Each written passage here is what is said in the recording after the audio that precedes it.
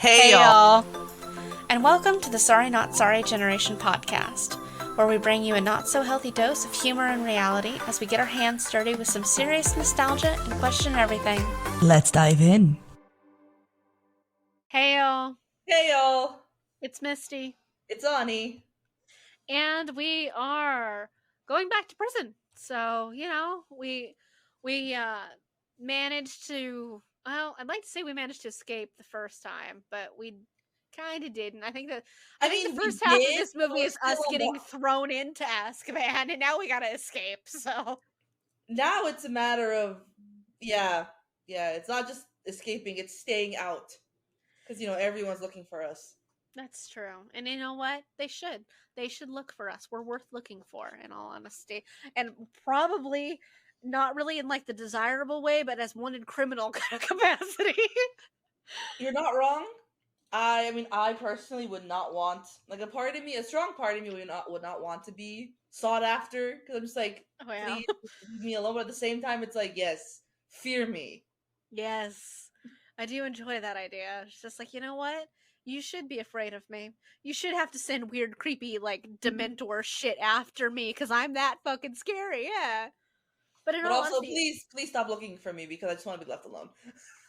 but in all honesty, like, let's be clear. If for some reason, like if we lived in the wizarding world and we were wanted, okay, first thing we would have done, not stayed in the UK. Like that would have just been fucking stupid. Like why would you stay? Like for one thing, there's a spell called apparate and it lets you just fucking travel. So, and let me just say that if people are capable of swimming across the English Channel and from apparating from one side of England to the other side of England, they have the capacity to apparate from England to like France. Like it's just right fucking there. Like it's just not that complicated. And if you had, because I've read some things that like apparition has like a distance limit. Like I couldn't apparate from like, LA to like Tokyo or something like that. Like it's That too would be far. a bit much. So like and like I get that. So you have to have like the international like port keys to take you from like one country to the other and all that stuff. And like also as a way to regulate just witches and wizards coming into your country, which just makes sense. Because honestly, witches and wizards, especially purebloods, are not traveling on a plane. Like they just, don't even think they know what a plane is. No, they're not traveling with mundane Muggle technology when they can just poof in and out somewhere. Come on, exactly. So I like, wouldn't. but like, so I think that's what I would do is I would apparate from the closest point on the southern tip of England and then just go to France and then just apparate across the whole of the world if I needed to. But you know what would be a good idea? It would be smart to utilize Muggle transportation because the Ministry would not think to look in the Muggle stuff. That's true. That's very true. So if I'm a witch, I can just Yeah. I can get on a plane. I can Yeah. use my magic to get myself a ticket. No one needs to know that there's no credit cards, nothing. Yeah. I get myself a ticket with a fake name or whatever, and I Yeah. get through. I can, I'm already a wanted person. I can, Polyjuice potion yourself into somebody else. Polyjuice. My mind went a little bit further, and I was just thinking that I can not Crucio, but Imperio people to be like, like Jedi mind tricks. This is not the person you're looking for. Yeah. And get in first class and just make my way across because Fudge isn't gonna be thinking about look at the planes. Yeah, he's just gonna be like look at the apparition trails. Like no. Yeah, I'm 100% down with that. Like they're not gonna look for you in the Muggle world. They're not gonna know how to look for you in the Muggle world.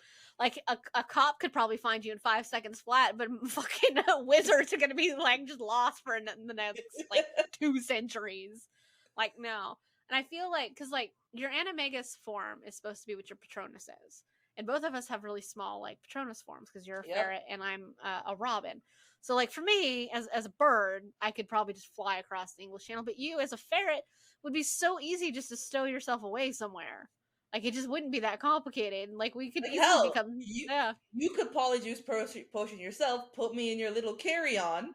Yeah. As like your pet and put me right my emotional support weasel. There you go. There you go. No one's gonna question that. No. Like, people wouldn't even know, like, if I put you, because, like, as a ferret, you could fit, like, in my sleeve, in the hoodie, like, whatever, and, like, nobody would know. It'd just And leave you again, there. Imperio, just Yeah. everyone around you. No, there is no ferret. Yeah, there's no ferret here. Like, just, and there's spells and stuff like that. Like, there's that makes people, like, those ones that make muggles like not focus on something, like the ones that are around Mm. Hogwarts and the leaky cauldron and stuff like Yeah, that. yeah, yeah, yeah. Yeah, just use those. And it's just like, there's no person here. Like, I hate to break it to you, but there's no person here. And then just like, you wouldn't have to actually like worry about it until you got to the point of like getting to like on a plane and stuff like that. We would get into so much trouble. Honestly, if magic is real, we don't have it for the safety of our planet. So No, we didn't. there is 100% personal gain out of this with using magic. Not Oh yeah. Like, I would strictly want to learn alchemy for the purposes. Like, look, there's the law that you can't make gold. Like, with alchemy, you can turn other things into gold. That's one of the original right. purposes of alchemy. But like, it's a law that you can't make things into gold. Okay, it's the only law. There isn't a single law that says I can't use alchemy to make a diamond.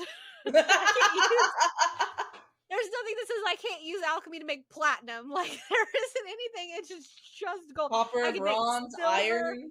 Yeah, I could make silver, bronze, platinum, like rubies, emeralds. Like, I could just fucking make whatever I wanted, but I can't make gold. I'm like, okay, that leaves the window open for so many things. Like, if I got really good at it, you could make really intricate like jewelry and shit like that. Go to Gringotts and be like, here, I would like to sell this. I would like to exchange this for galleons. Like, give me money, and then there you go. I'm like, shit, like that would be the main reason I would want to learn like alchemy. Get rich quick schemes. Yeah, like, and it's a class in Hogwarts too. I think it's only taught to 6th and 7th years, and it's not taught every year. But like, I would dedicate like my entire schooling to learning alchemy for that get rich quick scheme. Just like, hell no, I would dedicate so much time to that and curse breaking. Because Bill is pretty much an archaeologist, but like, I would hesitate just because like Bill Weasley, what he does is curse breaking, but like Indiana Jones style of like just going and stealing some shit. And I don't really agree with that, but I would definitely be down for alchemy because I could make whatever I wanted. So you can study alchemy and curse breaking. Mm-hmm. I will also study curse breaking to join you, and I would also study runes. Yes. Because we're gonna find shit that's in ancient runes, and we're gonna have to know how to decode it. Yep, honestly, and I'm better at language than you are. You are so much better at languages than I am. Like, fuck. I'm so bad at languages. Like, look, people, y'all are lucky I speak English. Okay, like, let's be real. And be glad you don't see what we text each other. Just broken words. Like, it's not even full sentences. Just, figure it out. And like, to be fair, what Ani sees is what after like the spell check of my phone has already fixed for me. Because and what you see is me not even bothering with spell check. It's just, I mean, like, girl, though, you got English degrees, you know how to spell words. I can't even say that. Like, there are times I can't spell a word correctly enough that it'll guess it, and I have to Google it to get it to come. And sometimes I have to respell it for Google.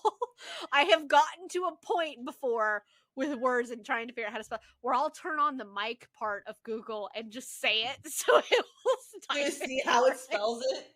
Because I don't know. Because, like, look, my grasp of the English language is whatever the fuck comes out of my face. It does not consist of grammar knowledge, and it doesn't consist of spelling knowledge. So, like, just, and this is coming from somebody who's working on a PhD and wrote a master's thesis already. That's history. You don't really need English language for history. Fair. Like, I have a very particular saying in that my commas are like free-range chickens. They roam. So, like, they're just going to roam across my paper, not really following grammar rules when they do it, but they're just there. And on that note, it's now 10 o'clock and we still haven't watched the movie. 10 o'clock for you. I mean, that's fair. There's still daylight coming out of your windows, so. Yeah, the sun's still out. The sun is shining. The tank is clean. What is that a reference to? Finding Nemo. Oh, okay, it's a movie I've seen. Today's the day. The sun is shining. The tank is clean. You finally The found a tank is movie clean. I've seen. You finally found a movie I've actually seen. Every time I hear that, that's all I can think about is just today's the day. I'm like, the tank is clean. That's fair. That's fair. For a very long time, anybody who said the word mine was just really hard not to repeat it. Like, mine. You should have seen me over the weekend in Monterey because we're on the coast. The fucking aquarium from Finding Dory is right there. That's where I went twice. You know, I met Hank. I met the septopus. We bonded. He was beautiful. Oh, did you take him home? I did not. I really wanted to touch him. I wanted to find like a volunteer or someone who works and be like, how much money do I have to give you for me to stick my hand in this tank and play with him? Just tell those workers, like, put your hand out. I'm gonna start putting money in it, and you just tell them when. Like, when is enough money for me to get in that tank? Like, let's go. That's hilarious. Oh. Yeah, it was great. And like there's seagulls galore, and like, you know, so I'm walking around just yelling mine at everything because I'm also, every time I saw a sea lion just basking on a rock, just going off, like Idris Elba just going ape shit over like Nigel who's trying to get on their rock. Oh, you're an interesting person. I'm a hoot. You are a hoot and a half, girl. I don't know what a half hoot sounds like, but hey. All right, let's hooting, let's start. Hoo, hoo, hoo, hoot, hoot, hoot, hoot, hoot, hoot. And where do we start from? We're starting from.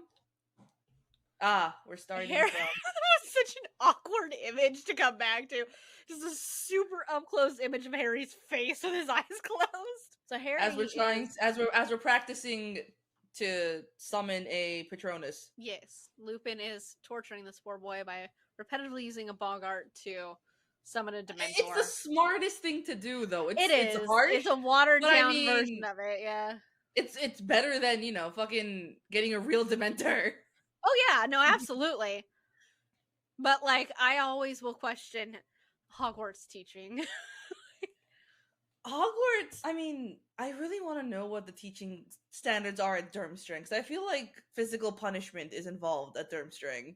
Yeah, I've heard they teach darker magic too, like really darker magic. I mean, you got Karkaroff, an old, you know, Death Eater, who's like the head of Durmstrang. So yeah. Yeah, and like, I don't really know how much that would bother me, just depending on what kind of darker magic. Like, I don't want to torture somebody. Like, I don't want to do.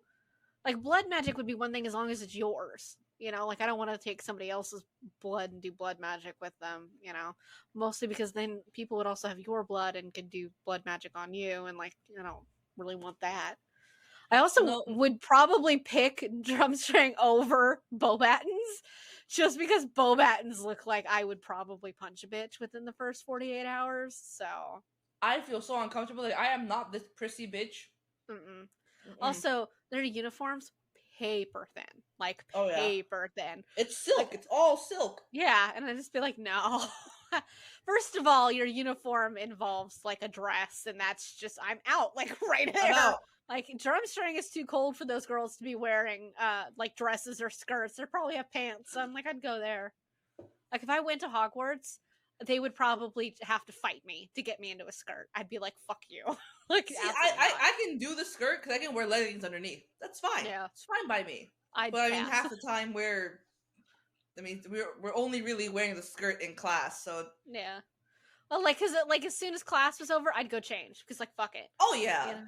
But like, where am I supposed to keep my wand? My skirt doesn't have any pockets. Your robes. Yeah, because that's part of your uniform. Your robes. You don't really see them wearing that in. Like, Harry's not wearing his robes now. In fact, no, I think it's because it's after hours. Somebody please teach this boy how to tie a tie. The front part of his tie keeps getting shorter, and like the back part of the tie keeps getting longer, and it does not look good. Like, Remus, please teach your nephew how to tie a tie. I also feel like this movie is the perfect representation of the character of Harry Potter physically. Yeah. Because it always talks about like how his hair is shaggy, it's always in his face, and blah blah blah. Like, this level of his hair, this length is like prime book description. That's true. It was a really good look for him that they used, and they actually got him a different shirt besides that same shirt he wears from book 5 to through the 8th movie. Like they actually have different outfits. One gray shirt. Yeah, but yeah, I think it's a good look. I think he's practicing with the Patronus and everything, and I think it would be an extremely difficult spell just for having to try and figure out what your most powerful memory is in a positive light. I just feel like it would be hard to figure it out. Like what that would be so hard to figure out for me because I'm just like, I don't fucking know. Like I get it for maybe people who got married. It could be your wedding day, or parents, like the day your kids were born and stuff like that. But for the other people in the world, the rest of us are not so lucky. Like it would be hard. But Harry doesn't use a memory though either. He uses the idea of him sitting and talking with his parents. And it's not an actual memory. I think it probably spawns from the mirror and his time staring at it with him.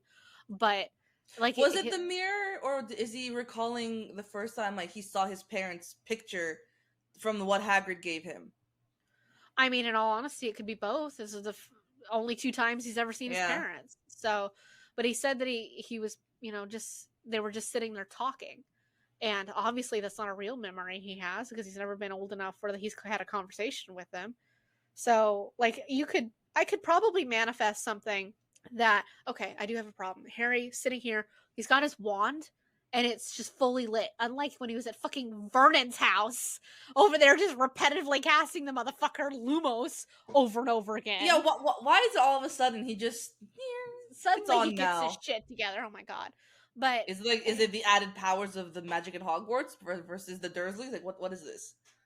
Honestly, I think it's Harry actually just not wanting to be a dumbass for 5 seconds. So, but I think I could probably think of a powerful an idea or a semblance of something that could happen that could probably give me enough emotion to maybe power a Patronus. But I don't know if I could pick out an individual memory.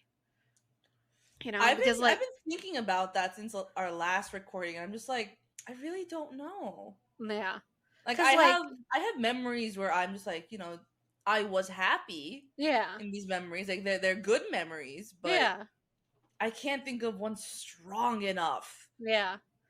And that's why I think I would have to go for something that I would think of that's not really a memory, but really an idea of something that would happen. You could think of something that elicits that happy emotion. Yeah, that idea, you could think about something you want to happen in the future, or just an absolute daydream of some kind, And I think that would probably have to be the route that I would go, rather than a specific memory. Just because it would be, I wouldn't know how to do that. You know what's weird? Because Harry, he's out here in the corridor because he's looking for Peter Pettigrew, right? And he sees Snape coming on the map, so he extinguishes it, and it's just pitch black. And then Snape just casts Lumos. Snape was walking around pitch black corridors just by himself. How many walls did this man walk into trying to be dramatic and goth? Now, I will say, Harry is standing here, Snape is pointing his wand right in his face and all that, and he wants Harry to read what's on the Marauders map, and it's insulting Snape. Harry reads Misers, Moony, Padfoot, Prongs, Wormtail, and all that. Those were Harry and his dad and his friends' nicknames in high school. 100% how Snape didn't put that together, I don't know. 100% guarantee that Snape knows those nicknames. He was in school with these people for 7 fucking years. He absolutely at some point heard them call each other Padfoot, Prongs, Moony, and Wormtail. Oh yeah. Also, I was thinking when he's walking around the corridor looking for Pettigrew because he sees his feet in the map, right? Yeah. And he's getting closer and closer to Pettigrew, but he keeps looking around. I'm like, obviously you don't hear or see anything coming towards you. Why not look down? Yeah. My first instincts would always be to look down and up. And especially because of how big the corridors are. I would look up because there's nothing that says that it's, I would kind of assume maybe a ghost, like, floating around or something like that. Something, but I mean, But, and, like, his wand is bright enough that he, like, can see it, like, on the ground and stuff like that, too, so he should have seen the rat. And Lupin is, like, being all pissed and everything, like, that Harry didn't turn the map in, which, when Harry tells him, it's just like, I saw somebody on the map I know to be dead, and it was Pettigrew. And the magnitude of what Remus must feel, because he would know without a shadow of a doubt that this map can't show dead people. And, like, he must spend the rest of the school year until they find Sirius just in a fucked up headspace, trying to figure out, like, because he has the map for a while, so he must use it, and he must be able to see Pettigrew on there. Yeah, I think that was in the book where, like, once Lupin took the map from Harry, like, he spent days, hours, whatever, searching the map. Yeah, right here. Like, the Lupin's face on his face. Yeah, his face of, like, that's not possible that Pettigrew's alive. Yeah, you can see him reevaluating the last 13 years of his life in that one look. I feel so bad for him in this moment. Oh, and look, let's break it up with some Trelawney. God, I don't like Trelawney.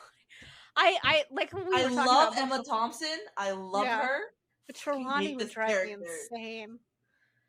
One of the things that would drive me nuts. Well, first of all, I couldn't take the class just because of the amount of incense that go off in this place. You would die. No, I'd be sitting there with my inhaler and just being like, I can't do this. I'm gonna die. Like, you just can't do this to me. But also, Trelawney is super touchy. Oh, like, she's all over all of them. She's, like, rubbing her hands. She's, like, all over Hermione's hand and arm and everything. And just like, don't in her touch personal me. Space. Yeah, like, literally, like, just a couple inches between you guys. Like, don't touch me. Do not touch me. I'd have to go to my head of house and be like, look, no. And if anybody, I would like to think, could understand, like, not, because, like, I'd be in Slytherin and everything. I'd go to Snape and I'd be like, I can't stand her. She keeps touching me and getting in my personal space. Let me drop this class. And if anybody would be like, oh, I got you. Like, if anybody is going to understand, it's going to be Snape. So, did you ever see where, because, like, nobody really believes Trelawney and, like, all of her, like, weird mystical bullshit, right?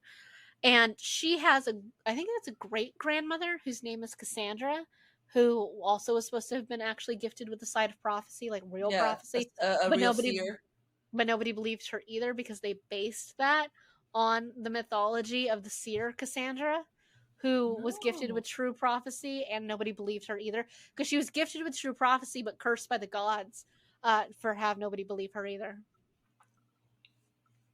That would be why no one ever believes Trelawney. I mean, she is extra. She is a lot, but I mean, she does have moments where the actual seer blood comes through. Because even she goes like, what was I saying? Yeah. It would be hard to get people to believe her, because unless somebody is there to like experience them, nobody would know. Also, did you see that tower of cups in the back? Like, look at that motherfucker. Holy shit, that's some Alice in Wonderland bullshit right there. Lord. Also, I love how there's just, like, random junk in the hallways. Like, what the hell?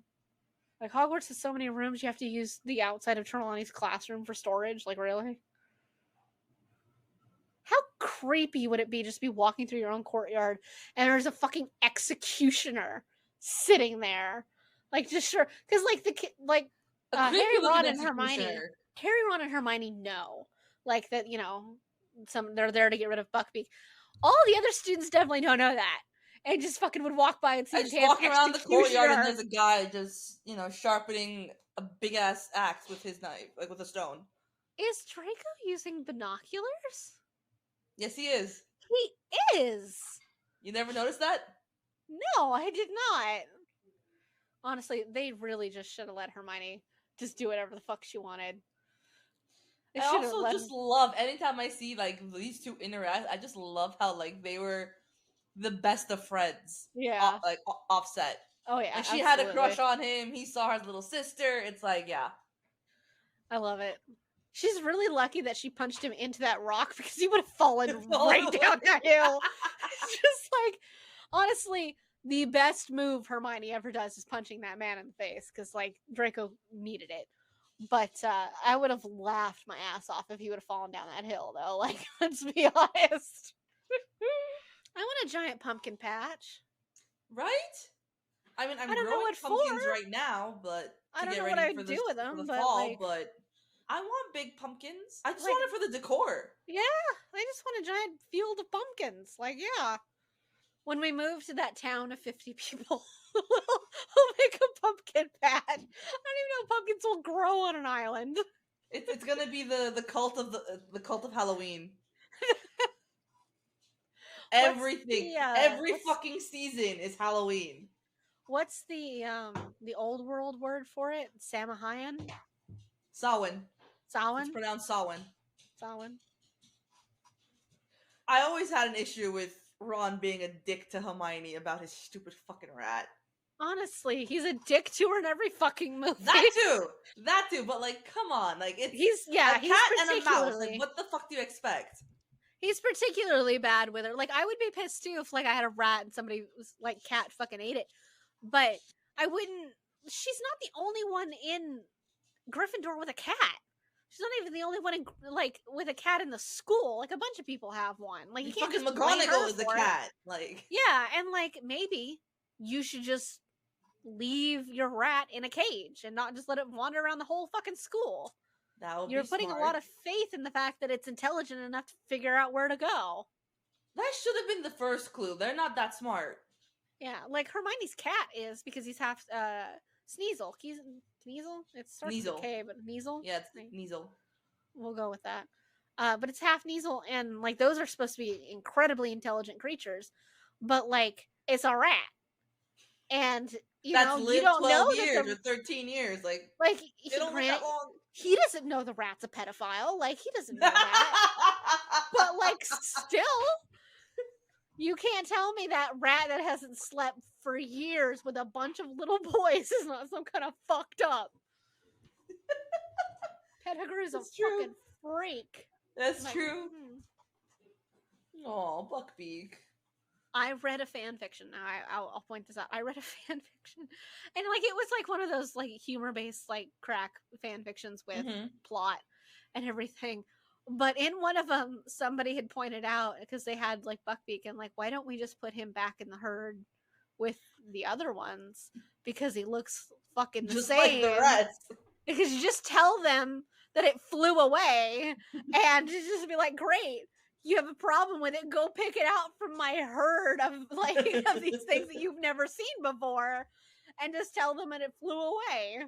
I did see another like fanfic post or whatever earlier. I think I sent it, but it was it's the first year back at Hogwarts after the big battle, right?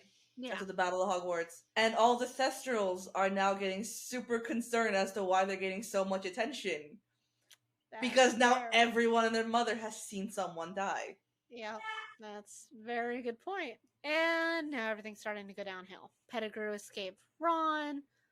Giant Sirius is coming along. Giant Wolf Dog. That just clearly makes a beeline away from Harry. Because, like, so clearly this thing doesn't want to hurt Harry. Like, it looks like it's going to eat Ron, but, like, it's not interested in Harry. And there's... That would hurt. Getting hit by that Whomping Willow would hurt so fucking much. Like, how they don't break ribs is beyond me. Like, that's the movie magic right there. Like, and fictional magic right there is the only reason these kids aren't just, like, busted to hell and back. Because if you were to get hit with a real giant branch of a tree, he got hit in the neck. Like, jeez. They would break every bone. She'd break a fucking pelvis right there. Yeah, like the last vine hit Harry in the neck. Like he'd be choking to death. And Hermione hates flying. I mean, I too would hate being trapped on the branch of a whopping willow as it flung me around. I love how she comes around and grabs him like, you are part of this with me. This is one of the parts that bothers me about this movie the most is the fact that she's not strong enough for that. She is not physically strong enough to carry this boy one-handed through the air. Into the Shrieking Shack we go. The most haunted place. You said in London? Yeah, in the UK. UK. Yeah. You know, like this building was here before like Lupin started using it for his transformation. I'd like to know who lived in the Shrieking Shack at some point. Like there's furniture and mirrors and like paintings and shit like that. Who lived in the Shrieking Shack?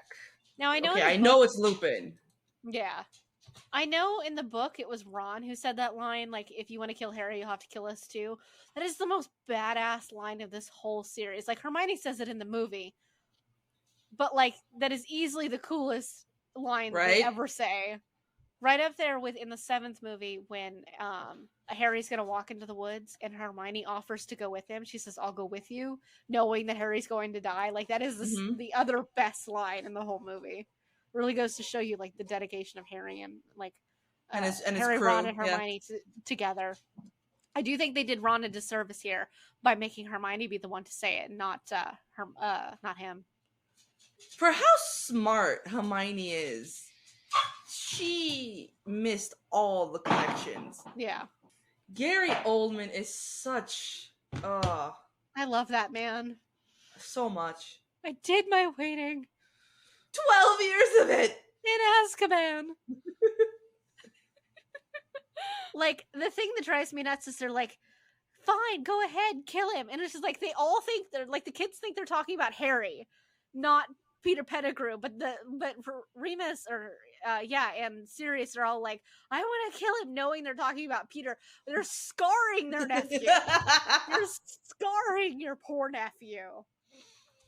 By the way, the Shrieking Shack was built specifically for Lupin, and the Whomping Willow was also put there specifically for Lupin. Dumbledore furnished it for him? Yep. Why? I mean, furnished poorly. They're literally curtains draped in weird places and boarded up, and I mean, I wonder if that's part of the aesthetic, so like people would stay away.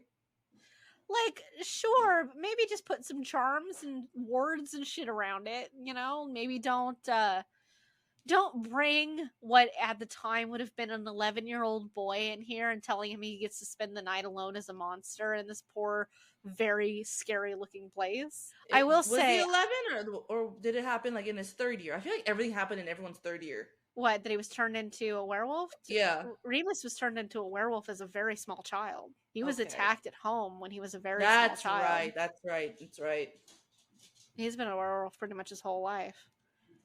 I will say, this is one of the only points in time I actually like Severus Snape, because he, despite everything, goes after like Sirius and Remus to protect those fucking kids from what he assumes is a murderer. Yeah. And the thing, well, actually, no, he doesn't assume he's a murderer, because he knows Sirius didn't kill them, because he knows that it was Voldemort. But he does, however, go after what he assumes is a deranged lunatic at this point, and the person who tried to murder him, to be fair. Like, Sirius did try to kill Snape at one point by sending him after Remus during the full moon, so, you know. Yeah, I remember that. He does probably think that Sirius is capable of murder because he knows he is, so. It still bothers me that, like, Pettigrew wouldn't turn back during transfiguration classes. Right? It's like the thing is turned into a fucking goblet, and like it just doesn't automatically turn into back. Yeah, like, when he used the spell to revert it back to its natural form, it should have turned back into a person. Also, as Ron... 12 years as a fucking rat. As Ron, I would have been horrified. I mean, his face says it all. It's just like, grown man sleeping in my bed with me and like, and I've been cuddling it. Oh, I would have to have somebody go obliviate me. And like, this fucker going, "Oh, my friends," as he's like trying to kill like. Yeah. Like, come on, bro. How stupid can you get? Also, why didn't they just freeze him in place? Like, Perfectus Totalis is a spell. Yeah, I was gonna say, why didn't you just freeze him? The locomotor spell. Like, come on. Yeah. What do you mean you didn't mean to sell Lily and James out, Pettigrew? You were a Death Eater. I mean, who was it that said that basically, like, Pettigrew was the weakest link in that group because, you know, yeah, like, he was. Remus, Ramus, Sirius, and James were like the powerful ones, the charismatic ones, and Pettigrew just kind of like tagged along. He tagged along, and like he just felt like he was part of the cool crowd because he was friends with them. Yeah. So like he just goes to like wherever the power is gonna be. Yeah. Like big. He really just shouldn't have been in Gryffindor though. Like he doesn't exude any of the Gryffindor traits. Like there's no courage, there's no chivalry in here. Like there's none of it. In all honesty, he would have been for the purposes of like he's definitely not a Hufflepuff because he's not loyal. And he's not intelligent enough to be a Ravenclaw. His ambition to attach himself to powerful people might have ended up in Slytherin. I'm glad he's not. But how he ended up in Gryffindor, I don't know. I don't either. Should have just been a squib. He should have been.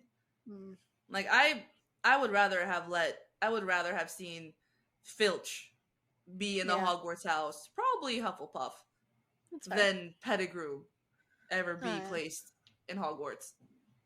Now, the scene so Harry's gonna go talk to Sirius for the very first time, and he's gonna learn, like Sirius is gonna offer him a place to stay and everything like that. Gonna learn to, The dumbest possible thing they could have done is everything that they did in this movie, because they should have frozen Pettigrew, and they didn't.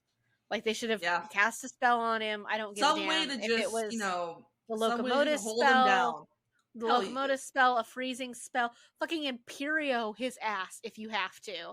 Like I don't really knock care. him out, hit him over the head with a fucking branch, like something to incapacitate this guy. Literally, just anything to incapacitate him would have been better than just assuming that this guy who can automatically transform into a rat whenever he wants isn't gonna try and run away at some point. Like what the fuck is wrong with you? Like he already sold your parents out, got them killed, and then covered up his mess by getting rid of a finger so everyone thinks he's dead. Like he's devious enough for it, and you're just gonna let him walk free? You just walk around? Like why would you not? Like you were willing to kill him a second ago, so you can't tell me it's not because you're willing, you don't want to like cast a spell on him or something like that. But like that's just such bullshit, because there's no logical reason Sirius should have been in jail in the first place. Veritaserum exists. They didn't hold a trial for him. That was one of the biggest parts about it, is they never held a trial for Sirius. They just because any baseline of communication could have told you that he wasn't, like, he didn't kill the Potters. But also, because Remus transforms into a werewolf here. I was reading, you have to take the Wolfsbane potion for more than just the day of the full moon. That's you have like to take it in like the yeah. week leading up to it and like a day or so after it. Yeah. So what's the point of taking it for all the other days if like if you miss a single day you're fine? But also, why doesn't he just carry it around with him, like in his pocket, if he has to take it at some point? Like, especially if he knew all this shit was going on. But also, you don't need a wand to transform into your animagus, yeah. Yeah. Because Sirius does it all the time without a wand. I wonder if that's a power thing, like how much power you wield or like how well you can do it.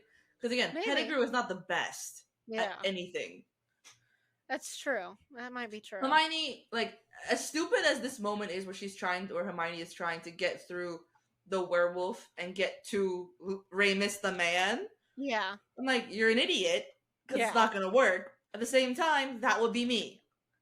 And I can understand why she would try to because of the Wolfsbane potion that she knows he's on. And I will say this is the only other time I like Snape, is because he turns around, sees a werewolf, and does immediately put himself between those kids and the werewolf. Which really surprises me because those kids are Harry, Ron, and Hermione. Yeah, but he is still a good guy. He's a dick, but he's still a good guy. I'll argue the good guy point. Like, he's not willing to let children die directly in front of him is a really low bar. He's willing to repetitively mentally abuse a child for 7 years that they're in Hogwarts, though. So, looking at you, Neville. Right? Like, nothing to me will ever actually redeem Snape. Like, he has no redeeming qualities to me. He does to me, but Not a single. I'm sorry, but this dude is. He might not have ever physically hit a child, but what he does is definitely abuse on levels. I don't deny that. Like I said, he's a dick, but I get it. Like I have that side to me where I'm like, I fucking get it. But what's his redeeming quality though? Like, what is his stand-up redeeming quality that makes all of this bullshit okay? The fact that he stayed on our side, like on the good side, you know, being Dumbledore's you know, what do you call it? Double agent. His double agent, yeah. Like it is extremely difficult to be around, you know, Voldemort and trick him that well. Like if one slip up and Severus would have been dead or tortured or whatever, and everything that Dumbledore had worked for would have gone down the drain. Yeah. So like I commend him for that, for sticking through no matter how ugly it got, knowing that he has to make some really shitty choices involving these kids, but like he's gotta do what he's gotta do to, you know, to make it crumble from the inside. Yeah, and like he definitely has more resolve than pretty much anybody else. I don't think that's enough to redeem him because of the things like, because in a lot of ways he didn't really have a lot of choices on doing that, like working for Dumbledore or doing this stuff with Voldemort. He absolutely had a choice in every way that he treated these children. Like he definitely didn't have to do all of the shit that he does to Neville to make Snape is Neville's worst fear. True, but Neville is also highly no adult an anxious should child. Be your worst fear. No teacher should be your worst fear. I mean, I'm not gonna lie. When I was in 6th grade, I was highly, highly terrified of my English teacher. So, like, this guy Neville is 13. Going into I guess he's about 13 at this point. And your worst fear is looking at the face of this teacher, and that's so wrong on so many levels. But also, nothing about his weird, like Snape's weird obsession with Lily is okay. Like, he was in love with her, called her something racist, had a falling out with her, and then proceeded to use the excuse that he was in love with her as a reason to abuse her son for the next however many years. Again, like, not wrong. Yeah, I'm not wrong. And a lot of people love Snape, and I know a lot of people love Snape, and like they take the fact that, like, well, after all these years he's still in love with Lily is like this very lovely, love story. I have no comment stalkerish behavior. I have no comment about the Lily thing. Like, I'm not a fan of that. It's just she's dead. She chose someone else. Like, fucking get over it. Yeah, and she don't like you anymore because you called her something super prejudiced and then told her to fuck off. So don't be mad at her that she did. So right. But also, Lily definitely shouldn't have ended up with James because James is a fucking bully just from like word one. Of course, so... like yeah, he is a bully, and everyone's like, "Oh, but James is okay." No, he's a bully, and so is Sirius, and so is Remus and Peter. Like, Remus isn't so much a bully as, like, he wasn't an active bully. He was the I'm just not gonna get involved. But that's the thing, is we only see one flashback of the time period. We don't actually know that. And it was from Snape's point of view of all of them standing there, like, torturing the shit out of Snape. So we don't actually know whether or not he was involved. You just kind of have to assume that he was based on the fact that his two best friends were so highly involved in it. I feel like when I reread the books, it was not hinted, but it was like mentioned how like Lupin and not Lupin, sorry, that Sirius and James were the ones that came up with all the shit to just hurt people, bully, whatever. Yeah. That was funny, right? Yeah. Granted, considering what Sirius' home life is like, it's probably all he knows. So. Right. But it was always shown that like Remus was the more level-headed one, trying to keep them all in line because he was head boy or he was prefect. So it's like he's got to try and like diffuse the situation. But at the same time, somebody has to have common sense. Yeah, somebody has to do it. But at the same time, he didn't really try all that hard. Yeah. To stop them. Just standing on the sidelines and letting your two best friends bully the shit out of a kid does make you complacent, so. gonna say something about Dumbledore, and I completely forgot. Dumbledore, like, goes and he tells Hermione, like, you need to use the time turner, like, you need to time travel and all this stuff, and, like, but he would have had to have known where she needed to go and where she needed to be.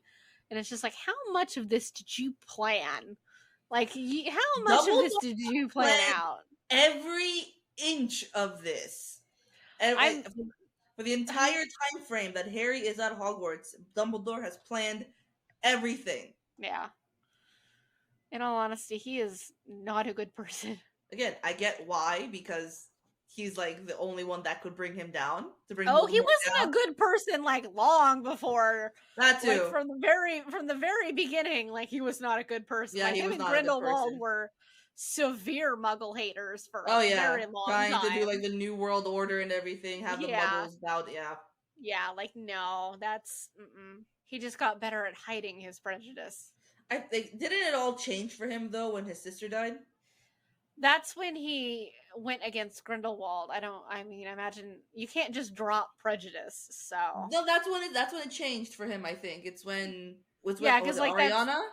That's when Ariana died, and then it's like he realized that the road that they were on is not the way to go. Yeah, doesn't mean he stopped being prejudiced. It just means that he decided to take a different path. So. Because you don't just lose all that shit, even if it is a traumatic event. So true. And considering they were supposed to have been lovers, it's kind of it probably had a lot of other things to deal with too. So I remember I've talked to so many people that did not realize that Dumbledore was gay. Well, that's because she didn't confirm it until she put out a tweet like several years after the book was over. She's like, "Oh yeah, Dumbledore's gay. Him and Grindelwald were like together." And it's just like, what? When did that come into play? Like I didn't see it when I read the books the first time around, but I had friends who had, while they were reading it, were just like, "Oh, it's so obvious." I'm like, how did you see that? Yeah, I honestly like my gaydar is pretty good, but it's not that good. Relationships of any kind involving Dumbledore was something I was actively avoiding thinking about. Like, ew. That man is 163 or some shit. Like by the time he dies, no, ew, ugh. Even if he took 100 years away, he's still old. Like no, ew, it's disgusting. And it drives me nuts that so many people are always like, "Great man, Dumbledore. Dumbledore is a great man." He's a great magician. He's a great wizard. He's a great that's person. The way cult followers talk about their leader. Like. You're starting to see what I see.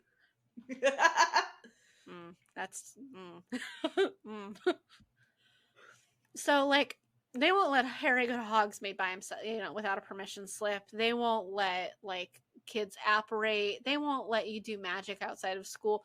But you're perfectly okay with handing a 13-year-old a time-traveling device. Yeah. Mm-hmm. Oh, look, he's wearing the shirt he'll wear for the next, 6 movies. With the bloodstain. Yeah. The bloodstain will disappear and reappear in different parts. Yeah, that's true. It's like in Robin Hood Men in Tights, where King John's mole just moves around his face. In every scene. It's just on a different part of his body. That's fair. I have a mole? As a girl, Hermione asked the right questions. Like, really? That's what my hair looks like? Not, oh, danger. It's like, my hair? Really? That's fair. It's like, that's what my hair looks like? All right. I think it'd be really weird seeing, like, yourself in that removed perspective of, like, just being able to look at, like, all angles of yourself that you've never actually been able to see before. It's kind of like, huh. Buckbeak looks just so relaxed. He's like, it's just me and my pumpkins, dude. It's me and my pumpkins. You come by me, and it's just like, he bows down, and Buckbeak's like, all right, you cool. Yeah. Back to my pumpkin. I love Harry trying to pull this giant ass animal, and it's not even budging. No. And now he's gonna start getting annoyed. He's like, stop Hermione the smart one getting the food. Yeah. Beaky. She calls him Beaky? I didn't realize she ever called him Beaky. That's adorable. See, like, Dumbledore has them all looking out in the opposite direction. He has to be planning this. Probably. I wouldn't be surprised if he had a time turner, in all honesty, and was using it for shit like this. And Buckbeak's like, just fucking give me my dinner, man. Right? It's like, you brought me here, now give me the rest of my treats. That executioner standing there is not the same one that had been sharpening its sword or its axe. No, the one sharpening like, its axe in the original scene was like jacked cross-eyed. Dude. But like, it was a jacked dude. This guy is just thin as a rail. I love how that one random crow just lands on Fudge's hat like, what's up? It's like, you're a shitty minister, so I'm gonna shit on you. Here's some poo-poo. Like, why does it take them all day to get Buckbeak out into the forest? Because by the time they're done, like, they're already seeing their past selves, like, go into the Whomping Willow. Like, what the fuck were you doing for, like, 5 hours? I mean, they went back in time, what, 3 hours? Maybe. Because he said Dumbledore had 3 turns, and I think each turn is an hour. God. I would not just sit in the creepy-ass forest and wait. In the Forbidden Forest, no less.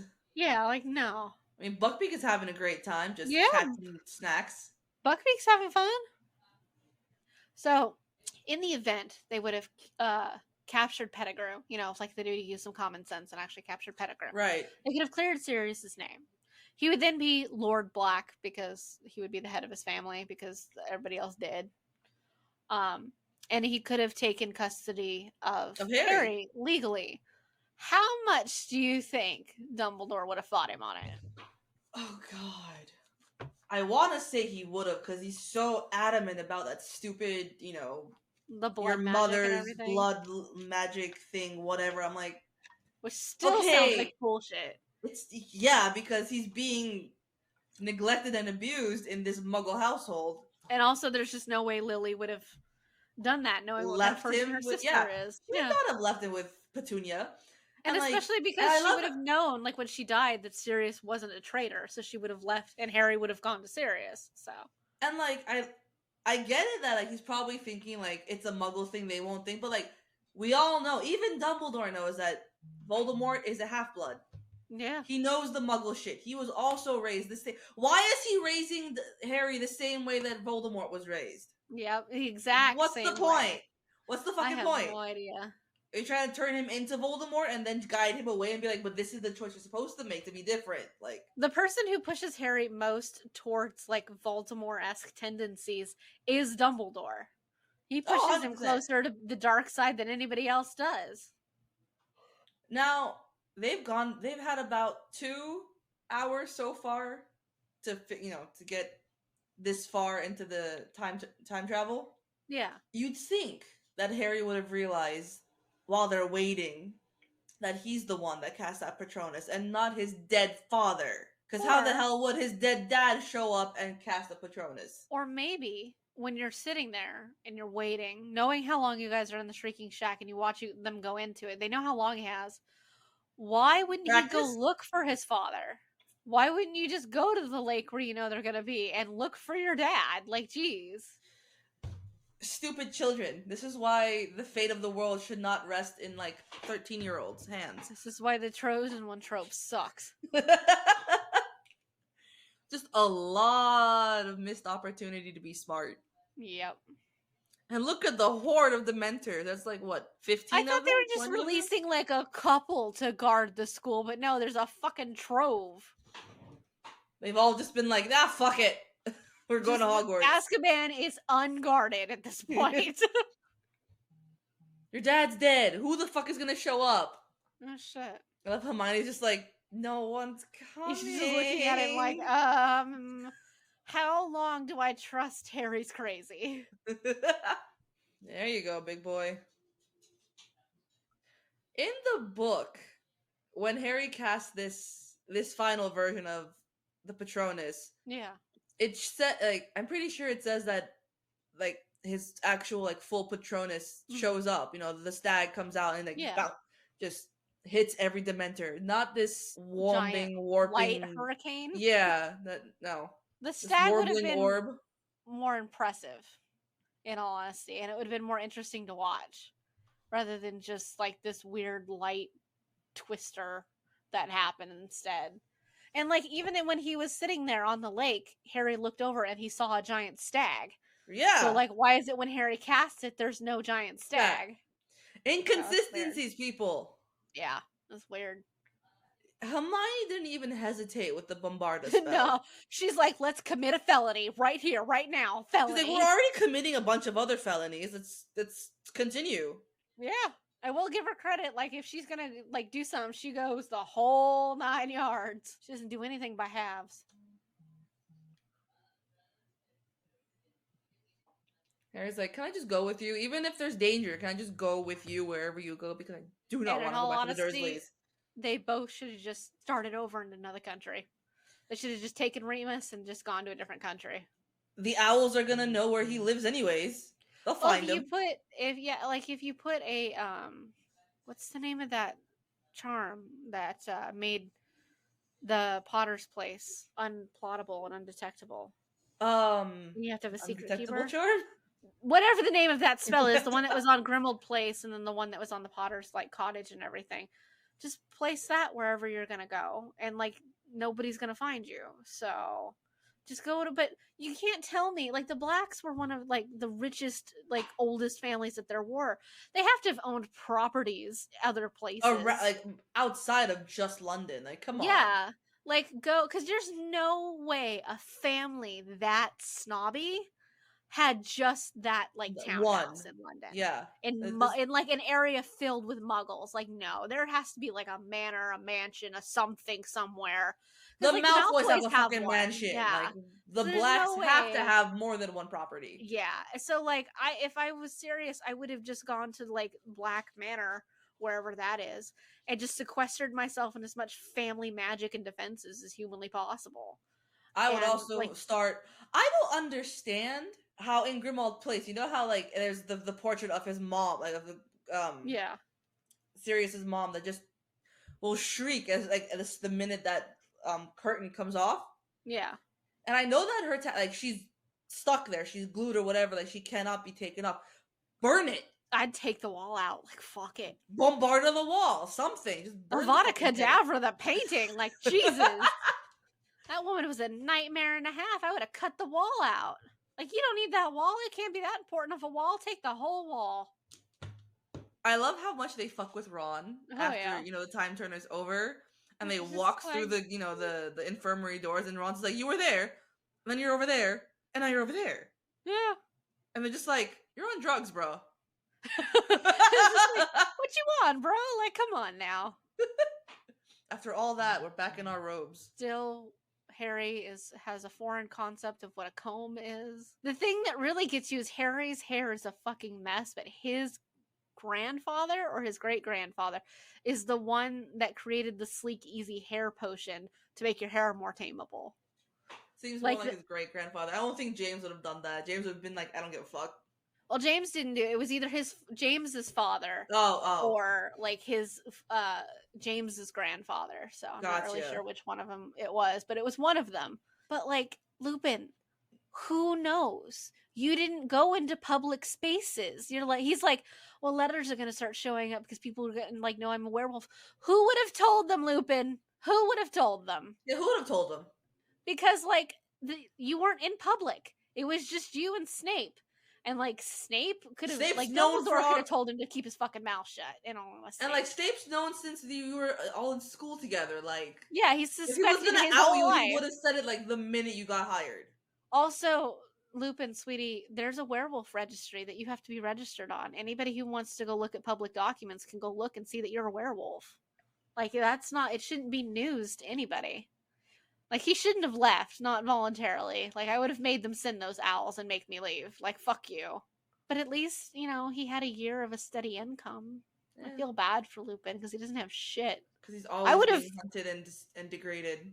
Yeah. Like, honestly, I would have fought to get Sirius's money. Like, out of the vault, if I was Lupin, I'd be like, he's got no living relatives. Like, he's got no nothing. Because, like, Bellatrix didn't inherit any of it.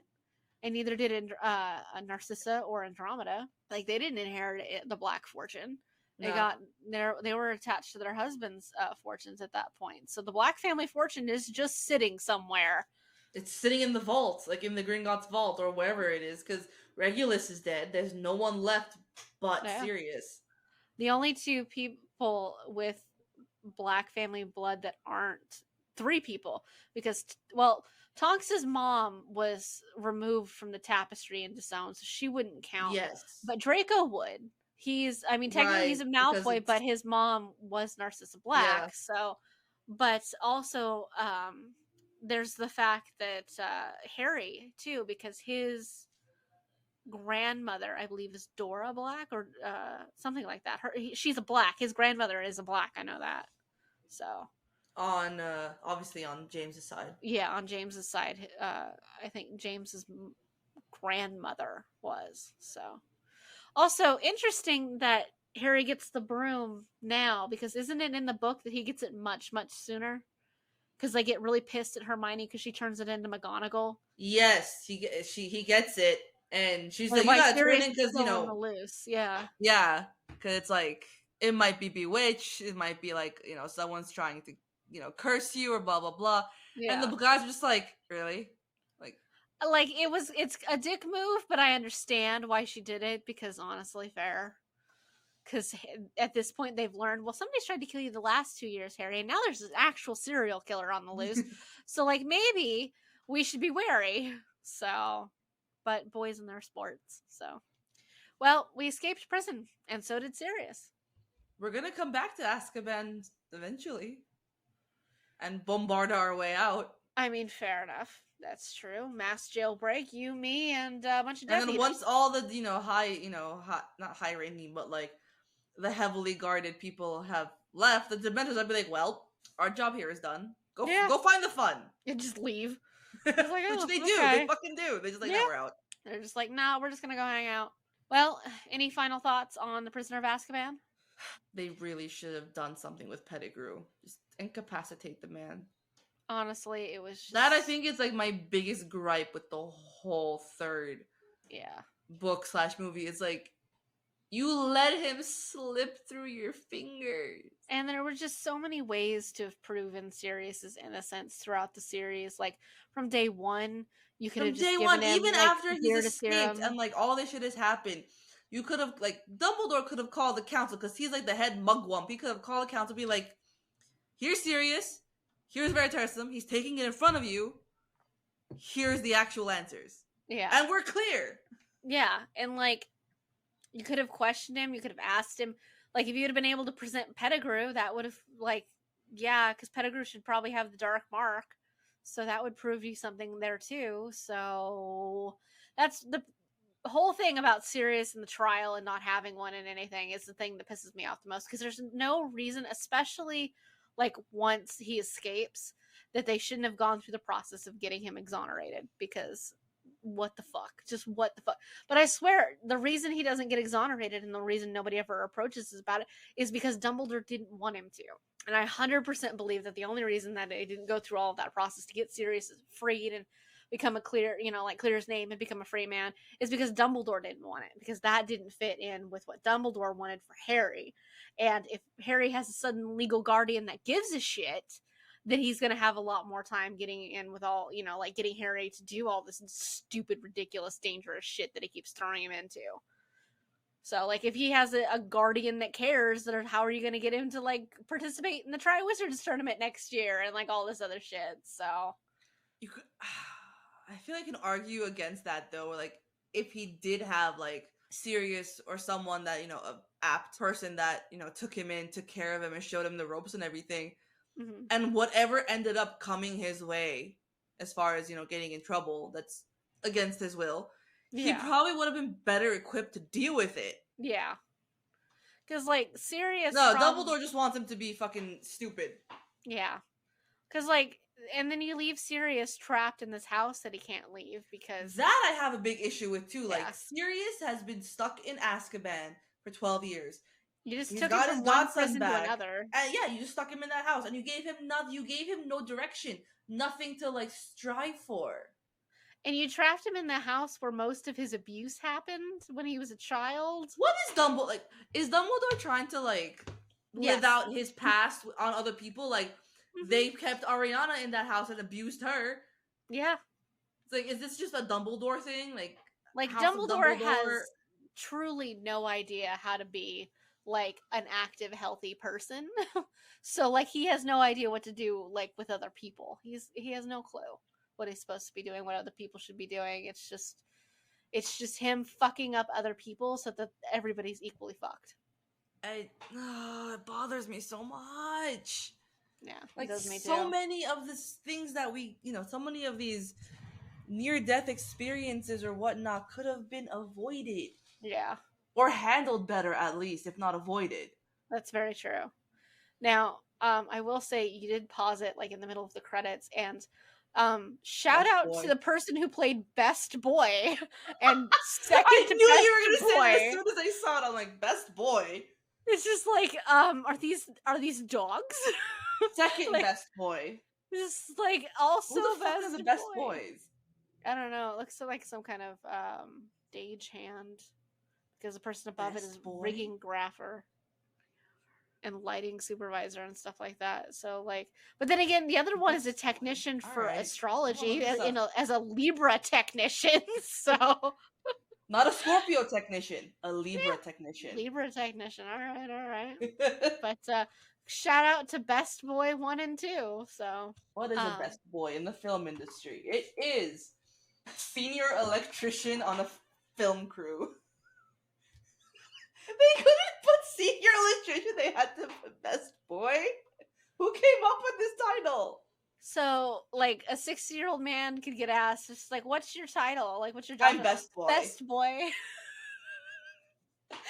What about you? I'm second. You share best a title boy. with a dog. Like, what the fuck? Like, how many people whose, like, job is as best boy get dog gifts of, like, little dog bowls and shit like that? This is number one best boy.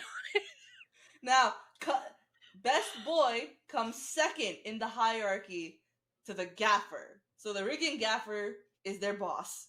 Okay. So wow. The gaffer's underlings are the boys. The best boy 1 and 2. Well, look, it says on there gaffer and then lighting supervisor and then rigging gaffer. So they are okay with saying lighting supervisor somewhere, just not for the best boys. Wait, it gets better.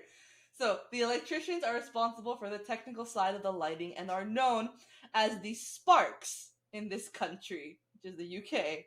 Or in the US, they're known as juicers. What kind of drugs is going on in the electrician world? Like, what they're the fuck? Juicer. All right.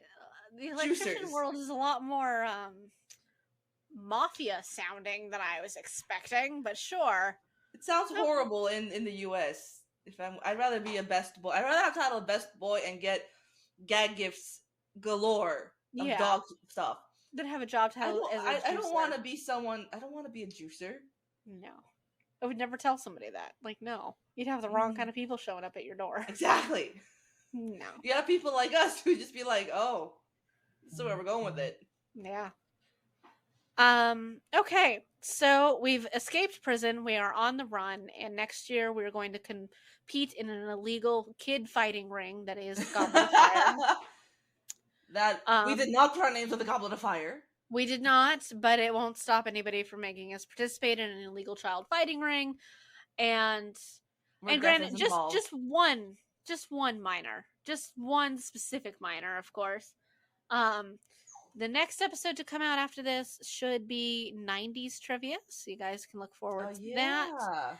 And then we will also be doing a what to expect when you're turning 30s episode, because I am turning 30 at the end of this month. So, and I got 2 years on her, so yep. So I'm still learning that, like, every day is a new process of, like, it's just a new revelation of, like, oh, this is what it means to be in your 30s. My body's already falling apart, so I'm already aware of that. Oh yeah, my knees creak when I go up and down stairs. Yeah, so that's fun. But so that week of the 30s episode will be a little bit of fun, a little bit of celebrating the fact that I'm turning 30, and a little bit of me mourning the fact that I'm turning 30. So I might even bring a cake. Granted, it would just be just for me, but I wish teleportation was a thing. I just pop in like, I'm only here for cake. That's fair. Just grab the half cake and leave. So I might get myself a cake just because why the fuck not? I'm turning 30, so. Hang on. What day does your birthday land on? Not on a recording. Not on a recording day. No. But I will also get cake. Okay. And we will celebrate. Okay. We'll get cake. We'll celebrate.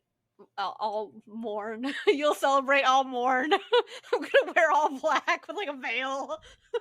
I'm gonna hold a funeral for my 20s. Oh God.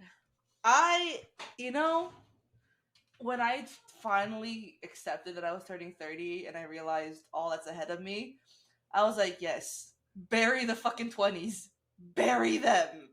That's fair. A lot of shit's happened in my 20s, so none of it's fun. No. I've had fun moments.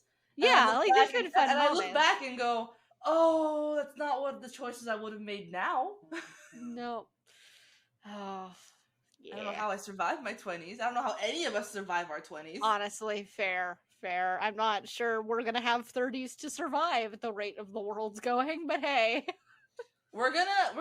Another major historical event is gonna happen. Like, I'm gonna say at least 3 more major historical events are gonna hit us before we hit 40. Only 3? I thought you were gonna say by the end of the year. No, I'm gonna say big historical events. Like, Rona hit in 2020, the beginning of the 20s. We're still dealing with Rona. I'm gonna assume like we're on the road to World War III. Oh yeah, I'm gonna assume there'll be another world war before we hit 40. Yeah, there you go. I would honestly be surprised. I would honestly be surprised if it didn't hit before like you turned 35.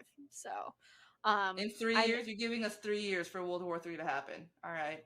Okay, I'll give it a little more than that. I'll give it 5 years. I'll give it 5 years, just because I think the destabilization and the collapse of the United States is imminent. So. Yep. And because I don't honestly expect. I don't see things getting any better. I honestly am just getting worse. I am just kind of assuming the United States is going to collapse and will be separated out into either the states will become their own individual countries, or it'll be separated out into a couple of larger, but still smaller than the United States. Wasn't it you that sent the video that basically, or like the post that basically describes how like the similarities between the Roman fall and the fall of where we're following in the same footsteps as the fall of the Roman Empire. No empire has ever survived, and as much as the United States would like to dress up what they are with the words like state and democracy and like all this other stuff, the United States is an empire like every other one that came before us. Just because we don't have an emperor doesn't mean anything. Like a country, a nation, a kingdom gets too big, it falls apart, and that's just the way it works. Like if you look at the differences, and like the biggest problem is the fact that like Alexander the Great had to split up his territory right before he died to 4 different people because of the fact that you just couldn't control that much space. That was controlling too many cultural differences and regional differences all at once. Like if you need proof that that's happening in the United States, look at the cultural differences between like New York and California, like Texas and like Washington, like Florida and literally anywhere else. Like you don't need proof to understand that these places are not similar enough to operate effectively under one banner. No. The U.S. is too big of a landmass with too many different... And too many individual powers struggling within ourselves in order to do anything. Too many individual powers, too many varying and diverse outlooks on how things should be run, how things should be set. It's just there's no way to control it all. Yeah. So I'm surprised Texas hasn't taken this as like a, hey, we're just gonna fucking secede like we've wanted to for years.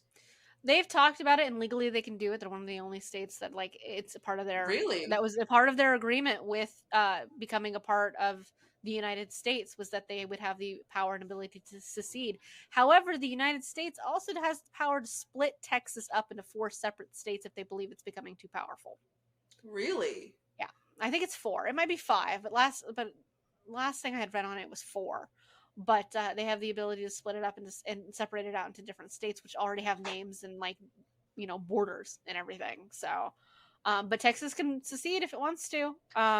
However, at that point, it would no longer have the support of the United States. So if Mexico invades, which it likely will, they're on their own. So, and nobody is a bigger patriot of the United States than the South. And so you're weighing I their feel Texas like pride versus their American pride, and you're gonna piss a lot of people off because they're pretty equal. I feel like if Texas did secede and Mexico attacked, so Texas is, at war with Mexico. Yeah. And because it's the South, I have a feeling that all those southern states, the deep South, will just be like, I don't care if I'm part of the U.S., I am going to back Texas. Yeah. Which will then which will then probably have the U.S. be like, all right, well, you're out of the states. Yeah. So Texas is now its own fucking, mini power. Yeah.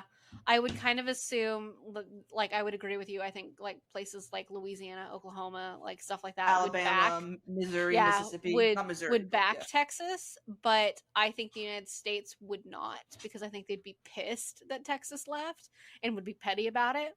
Oh no, the U.S. would not back it, but the individual southern states that are all about, Southern pride would be like, oh, we're gonna go back Texas. I think the state that would be the most stable if it seceded would be California, though. I will say it operates. California operates so differently than every other state does. It would definitely be the one that would know what it was doing best and be the most stable. And in all honesty, if they decided to become their own country and their own power, would be not a bad country. So I don't know what number we fall into, but I know that we are in the top 10 self-sufficient economies. Yeah. So I remember hearing about a lot of talk about when people were thinking the big earthquake, it's gonna hit sometime soon, the really big one. And when it does hit, everyone's like, watch, the big earthquake is gonna hit, and it's going to separate California from the rest of the United States, because we are the only state in the U.S. that's on the North Atlantic plate, while the rest on the Pacific, while everyone is on the North Atlantic plate. Yeah. We're on the Pacific plate. We're on a completely different tectonic plate. The great earthquake, though, would go through Oregon and Washington, though. It would, but I think because we're on a separate plate entirely, Oregon and Washington are not on the Pacific plate. Yeah. They're connected to the North Atlantic plate. So it would just cut us off. If it got that bad, it would just cut us away from the rest of the plates. Well, it would be easier to keep you guys from being invaded if you decided to become your own we'd be our own little, archipelago, island, whatever, and it's just, we are our own people, our own territory, fuck off. Yeah, that's fair enough. I mean, it wouldn't be necessarily the worst thing in the world. So it just make it harder for people to come visit, or for us to leave, probably. Yeah. I mean, major historical landmark events that could happen: World War III, the seceding of maybe one of the states, the collapse of the United States, the giant San Andreas Fault earthquake, maybe finally the explosion of the mega volcano in Yellowstone that will wipe out the vast majority of the United States population. Because I know that I don't know, because I'm not a geologist or anything, but they are saying that when the big earthquake hits, it's because the earthquake is always going to be hitting on the San Andreas Fault. That's where it hit last time. It's usually where the big ones hit. Yeah. So when the big one hits, we're going to have an earthquake and we're going to have a tsunami. Oh yeah. So it'll take out you guys and probably Japan and a bunch of other coastal countries too. That's why people were saying at one point that we would become our own island. It would just detach us from the rest of the U.S. That makes sense. Yeah, because the earthquake here would probably destroy a vast majority of Japan and other island nations too. Oh yeah, the reverb from all that would definitely hit all the way to Japan. Oh yeah. Hawaii would be fucked. Yeah. So, some things to look forward to. We left prison, and now we're dealing with all these worldly. Should have stayed in prison.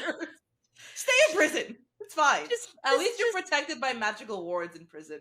I mean, look, my Bogart probably wouldn't really take an actual shape of anything tangible. It would just take the form of the next 10 years. So there you go. It would just, the Bogart would come out and it would just say 20 through 2030. Just there you go. It's just the years going by. You're like, oh God, no, I don't want to see it. Yeah. So there's that. Looking forward. I'm looking forward to cake. Not really anything else that's gonna come, but I'm looking forward to cake. So I'm putting this in my calendar, so I know to go get cake before we record. I need to go get cake too. So I'll make sure I have cake that day. So I'm not even really a big cake person, but maybe I'll get an ice cream cake or something. Cake, muffin, pie, cheesecake. that was a journey. That was cake, muffin, pie. Just whatever dessert I can think of. I'm like, if you're not a cake person, then there's other options. I mean, I'll see about getting like some kind of cake. So put a candle on it. Can you find a Japanese cheesecake? The jiggle. I don't